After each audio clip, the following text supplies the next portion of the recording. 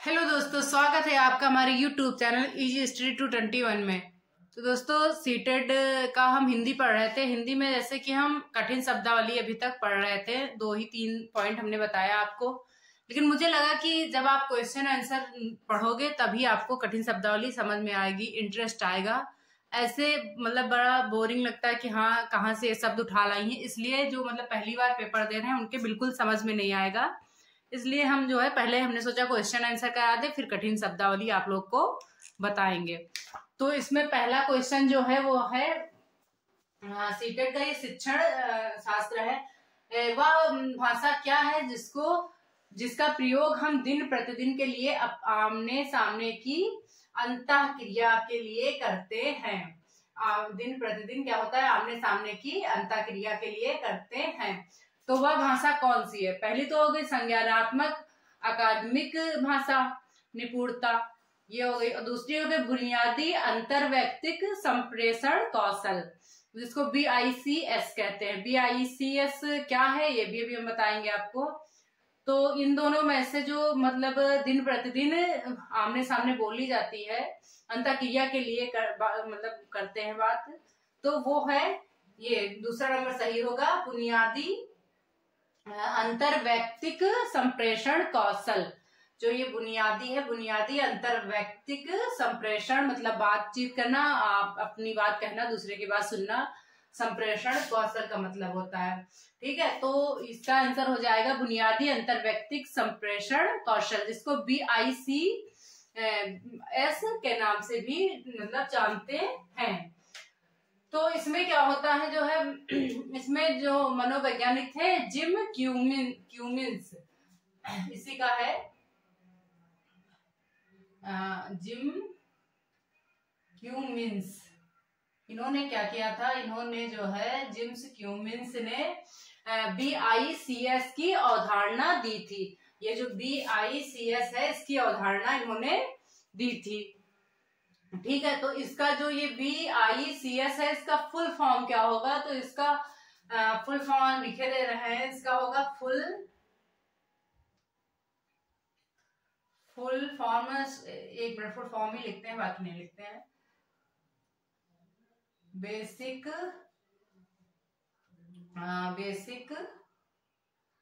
Interpersonal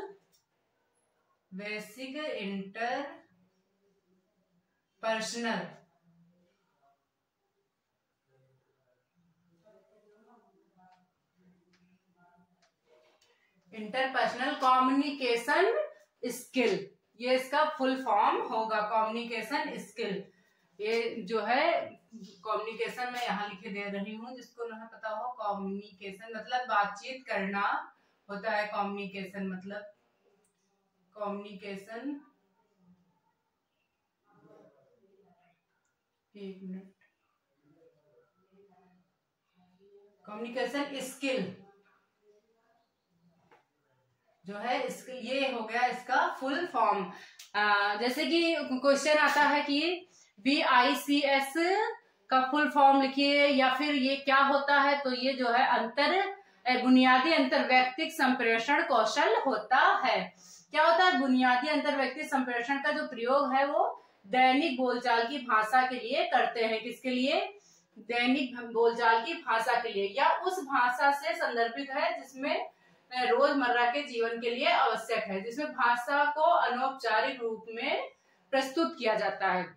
मतलब कि जो हम रोज बोलते हैं जो भाषा, उसके रूप में इसका प्रयोग किया जाता है। इसमें कई तरह से घुमा के भी क्वेश्चन आ जाते हैं कि आम बोलचाल की भाषा में हम भाषा को मतलब कैसे पहचानते हैं या कैसे स्पष्ट करते हैं। तो उसमें 4 ऑप्शन दिए होंगे, हम तो 2 ही लिखे हैं लेकिन 4 दिए होंगे। संज्ञानात्मक अकादमिक भाषा निपुणता, और ये दिए होंगे बुनियादी अंतर्वैयक्तिक संप्रेषण कौशल, या फिर इसको इंग्लिश में भी दे सकते हैं जो है बेसिक जो है इंटरपर्सनल कम्युनिकेशन स्किल। तो इसका जो है आप लोग मतलब समझ लीजिए। बाकी जो नोट करने वाली चीज है, इसकी अवधारणा जिन्होंने जो दिया था वो है जिम क्यूमिन्स ने इसकी अवधारणा दी थी। और जो मैं बहुत ही मोस्ट इम्पोर्टेंट क्वेश्चन आपको बताऊंगी जो आपके एग्जाम में बार बार देखे गए हैं, इसलिए क्लास मिस मत करिएगा। और 10 ही 15 मिनट की क्लास होती है तो उसको मतलब रेगुलर करिए आप लोग। अगला क्वेश्चन आपका है भाई, भाषा शिक्षा पर राष्ट्रीय शिक्षा नीति 2020 के संदर्भ में कौन सा कथन सही नहीं है। ये नहीं जो है सीटेट का सबसे बड़ा जो है खतरनाक पॉइंट है, क्योंकि इतना भारी क्वेश्चन होता है, इतना बड़ा तो 5-6 लाइन का क्वेश्चन होता है, उसके बाद में क्या होता है उसमें नहीं कर देते हैं और नहीं से बच्चा हो जाता है कंफ्यूज, जिससे कि उसका आंसर गलत हो जाता है। तो जहां भी आपके क्वेश्चन में नहीं आए जैसे पेपर में, तो या तो उसको अंडरलाइन ऐसे कर दो या फिर पॉइंट लगा दो, मतलब या नहीं को आप ध्यान में रखते हुए अपना आंसर देंगे, क्योंकि बहुत ही ज्यादा मिस्टेक इस नहीं के कारण होते हैं। पूरा क्वेश्चन लिखा है, अंत में नहीं हो गया, आप खुद ही कंफ्यूज हो जाएंगे। तो ये जब प्रैक्टिस आप करेंगे तो नहीं को पहचानेंगे कि हाँ कहाँ पे नहीं लगा हुआ है। तो कहा है त्रिभाषा सूत्र के अंतर्गत शास्त्रीय भाषा का अध्ययन, मतलब ये जो भाषा मतलब त्रिभाषा के अंतर्गत, त्रिभाषा जो सूत्र था उसके अंतर्गत जो है शास्त्रीय भाषा का अध्ययन होता है, या फिर त्रिभाषा सूत्र के अंतर्गत मातृभाषा घर की भाषा का अध्ययन होता है। तो इसमें क्या सही होगा, ये जो त्रिभाषा सूत्र है ये मतलब कैसे सही होगा, जो मतलब त्रिभाषा सूत्र है, बताइए बच्चों। इसमें आपका आंसर जो हो जाएगा वो हो जाएगा, क्या हो जाएगा, पहला हो जाएगा, आंसर आपका पहला सही हो जाएगा। त्रिभाषा सूत्र के अंतर्गत शास्त्रीय भाषा का अध्ययन, ये आंसर आपका सही है। इसमें जो है इसमें क्या होता है, त्रिभाषा सूत्र के अंतर्गत मतलब के अंतर्गत संस्कृत भाषा का अध्ययन वैकल्पिक विषय के रूप में किया जाता है। इसके रूप में वैकल्पिक विषय के रूप में संस्कृत भाषा का एक शास्त्रीय भाषा है और शास्त्रीय भाषा को वैकल्पिक मतलब विषय के रूप में पढ़ाने का प्रावधान किया जाता है। तो ये जो आए जैसे कि भाषा शिक्षा पर राष्ट्रीय शिक्षा नीति के अनुसार 2020 के संदर्भ में कौन सा कथन सही नहीं है, तो ये कथन आपका सही नहीं माना जाएगा। ठीक है, त्रिभाषा सूत्र जो है वो शास्त्रीय भाषा के अंतर्गत नहीं आता है। आपका तीसरा क्वेश्चन हो जाएगा, अधिगम प्रतिफल शिक्षार्थियों को, तीसरा क्वेश्चन आपका है अधिगम प्रतिफल शिक्षार्थियों को जो है समर्थ बनाते हैं। ये अधिगम प्रतिफल शिक्षार्थियों को समर्थ बनाते हैं, कौन सी चीज समर्थ बनाती है, तो पहले है दक्षताओं को मापने के संदर्भ में प्राप्त करना, और जो अगला है भाषागत तथ्यों को मापने के संदर्भ में। तो यहाँ भाषागत तथ्य जैसा कि नाम से ही लगता है कि ये गलत है, आपका आंसर हो जाएगा दक्षताओं को मापने के संदर्भ में प्राप्त करना। जैसे कि शिक्षार्थियों द्वारा किसी कक्षा विशेष या पाठ्यक्रम कोर्स के अंत में अर्जित ज्ञान कौशल प्रवृत्ति आदि का वर्णन करने वाले जो कथन होते हैं वो अधिगम का प्रतिफल कहलाते हैं। जो मतलब कि लास्ट में जो हमारा परिणाम निकलता है वो अधिगम के प्रतिफल कहलाते हैं। तो इसमें क्या होता है, दक्षताओं को मापने के लिए जो अधिगम का लास्ट में प्रतिफल निकलता है वो किस लिए, दक्षताओं को मापने के लिए निकलता है। तो ये जो है अब अगला पढ़ेंगे। तो अगला आपका क्वेश्चन है 4 नंबर होगा सर, 3 कर कराया है, 4 नंबर है आपका। क्या है, निम्नलिखित में से कौन सी प्रक्रियाएं भाषा को अच्छी तरह से लिखना सीखने में शामिल हैं। लिखना जो है मतलब लिखना समझने में शामिल है।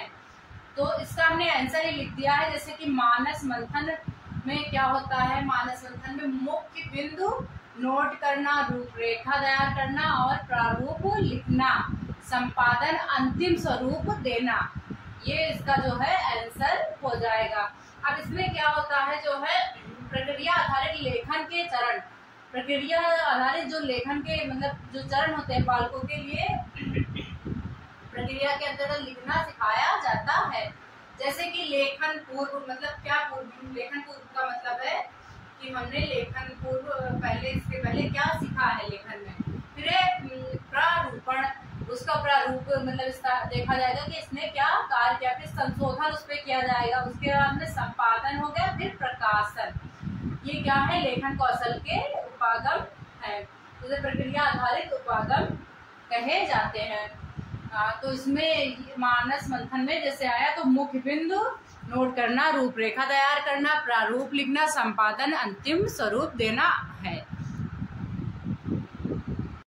तो अगला है 5 नंबर, सामाजिक विज्ञान की कक्षा में शिक्षार्थी कक्षा में दिए जा रहे वक्तव्य से मुख्य बिंदु समझने की कोशिश कर रहे हैं और मुख्य बिंदु लिख रहे हैं, इस कौशल को क्या कहेंगे? मतलब कि जो सामाजिक विज्ञान की कक्षा है उसमें शिक्षार्थी को पढ़ाया जा रहा है। वक्तव्य मीन्स होता है स्टेटमेंट, मतलब जो स्टेटमेंट दिया जा रहा है, जो बातें वहाँ पे सिखाई जा रही हैं, उनके जो है मुख्य बिंदु वो क्या कर रहा है, समझने की कोशिश कर रहा है और क्या कर रहा है, मुख्य बिंदु लिखने मतलब लिख रहा है। इस कौशल को आप क्या कहेंगे? तो इस कौशल का जैसे कि क्वेश्चन में आंसर में आएगा अध्ययन कौशल होगा, श्रवण कौशल होगा, लेखन कौशल होगा या संज्ञानात्मक कौशल होगा। तो जैसे कि बात करते हैं हम श्रवण कौशल की, तो श्रवण कौशल में क्या होता है, इसमें मतलब ये दिया है कि मुख्य बिंदु समझने की कोशिश कर रहे हैं और मुख्य बिंदु लिखने की, वो देख के सुन के समझने की कोशिश कर रहे हैं, ना कि सिर्फ श्रवण करके वो समझने की कोशिश कर रहे हैं। फिर क्या होगा, लेखन कौशल, तो केवल वो लिख नहीं रहे, वो समझ भी रहे हैं। और संज्ञानात्मक कौशल ये भी नहीं होगा, तो इसमें होगा आपका अध्ययन कौशल। क्या होगा, अध्ययन कौशल, क्योंकि वो अध्ययन करके, जैसे कहा गया वक्तव्य से मुख्य बिंदु, मतलब मुख्य बिंदुओं को ले रहे हैं, तो वो अध्ययन कर रहे हैं। इसको एक एक पॉइंट को समझना जरूरी होता है, एक एक शब्द को सीटेड में समझना जरूरी होता है। जब आप एक एक शब्द को समझेंगे कि इसका अर्थ क्या निकल के आ रहा है, तो आप बड़े आसानी से सीटेड निकाल ले जाएंगे। तो वक्तव्य से मुख्य बिंदु समझने की कोशिश कर रहे हैं और मुख्य बिंदु लिख रहे हैं, तो इसका आंसर हो जाएगा, क्या हो जाएगा, अध्ययन कौशल, मतलब अध्ययन करके वो कार्य कर रहे हैं। अध्ययन कौशल इसका हो जाएगा। अध्ययन कौशल में क्या होता है, अध्ययन कौशल का मतलब तात्पर्य होता है जिसमें छात्र किसी विषय या पाठ्य वस्तु पढ़ते समय उनके मुख्य बिंदुओं को समझने और लिखने का प्रयास करते हैं या लिखते हैं, उसे ही जो है क्या कहा जाता है, उसे ही अध्ययन कौशल कहा जाता है। जिसमें नई जानकारियों को वो व्यवस्थित करते हैं और उससे संबंधित जानकारी को लिखते हैं, तो वो क्या हो जाता है, वो हमारा अध्ययन कौशल हो जाता है। अगला क्वेश्चन आपका 6 नंबर है, भाषा अधिगम के बारे में कौन सा कथन सही है? ये जो भाषा अधिगम है, भाषा अधिगम का मतलब सीखना, भाषा सीखने के बारे में कौन सा कथन सही है? तो जैसे कि इसमें पहला हो गया, सहजात प्रथम भाषा का ज्ञान द्वितीय भाषा के अधिगम में अवरोध डालता है। ऐसा होता है क्या कि प्रथम भाषा का ज्ञान, मतलब जैसे कि हम जो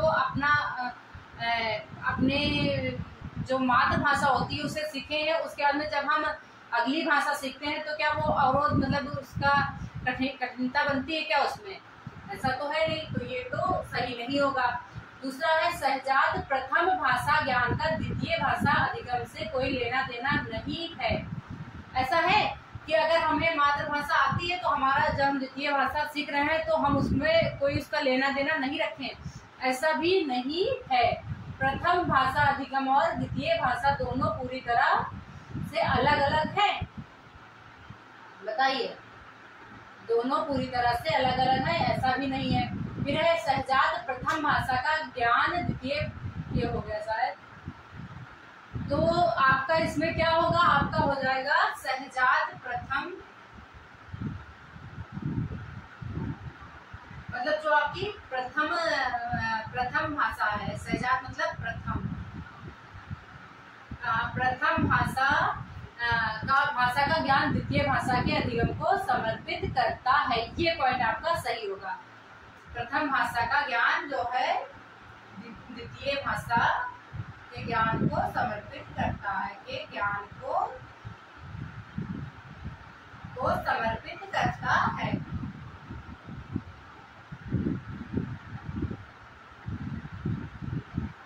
कहने का मतलब ये है, जो भाषा अधिगम होता, भाषा अधिगम के बारे में कौन सा कथन सही है, तो भाषा अधिगम के बारे में ये कथन सही है कि जो प्रथम भाषा होती है वो हमारे द्वितीय भाषा सीखने में क्या करती है, द्वितीय भाषा के अधिगम में समर्पित है।